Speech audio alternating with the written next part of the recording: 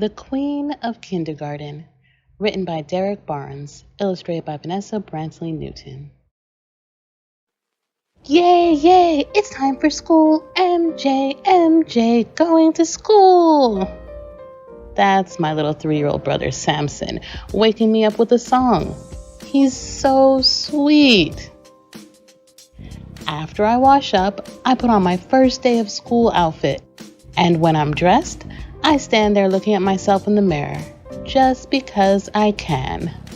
Mama washed and braided my hair last night, and it looks so good. But she always helps me look nice. Yes, she does. MJ, girl, did you just step off the cover of a magazine? Mama says. Then she tells me I'm only missing one thing, and she places a sparkly tiara on my head. I wore this on my first day of school, she says, but today you will become the Queen of Kindergarten. What does the Queen of Kindergarten do, Mama? I ask. First, us queens brighten up every room we enter.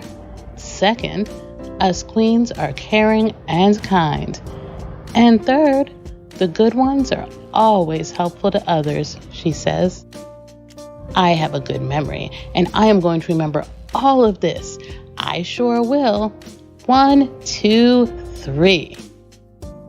Then Daddy says in his deepest voice, "The royal chariot awaits, Your Highness." That means he's ready to take me to school in his pickup truck. I kiss Mama on each cheek, and we bow at each other. You know, queen stuff. At school, I let Daddy hold my hand and walk me up to the door. Poor Daddy. He doesn't want to leave. He gives me a big hug, one last look, and then he's gone. "Welcome, everyone," says our teacher, Miss Lovingood. "Please look for your name card on the desks. That'll be your new home." I look left, I look right, and there it is. MJ Malone. I decorate my name card with drawings of my 4 favorite things: dolphins, comets, skyscrapers, and my piggy bank. I get excited when Miss Lovingood says everyone will have their very own task for the entire week.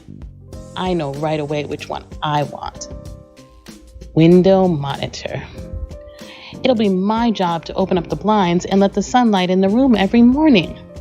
Doesn't that sound good?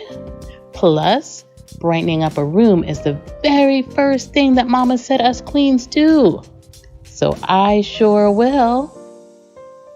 But Raina, the girl sitting next to me, has her head hung low, looking sad. I want to go home.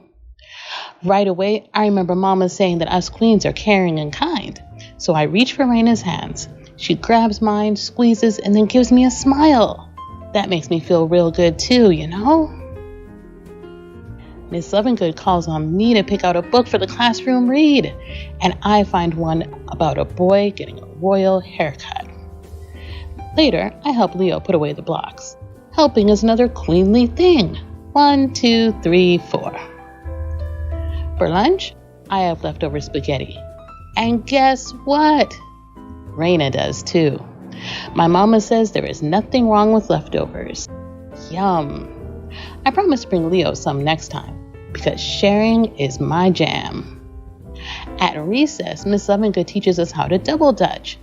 Me and a girl named Regina twirl the ropes like twin tornadoes, but it doesn't matter. Miss Lovingood has lightning in her shoes. We've never seen a grown-up's feet move so quick. When we go back inside, we head to the art room. I make the cutest picture of Samson. Then we go to the music room, and I hit a few high notes for everybody. And I sure do love gym time too. Did I tell you how good I am at soccer? Don't let the tiara fool ya. Before it's time to go home, we all sit on the classroom rug that looks like the planet Earth.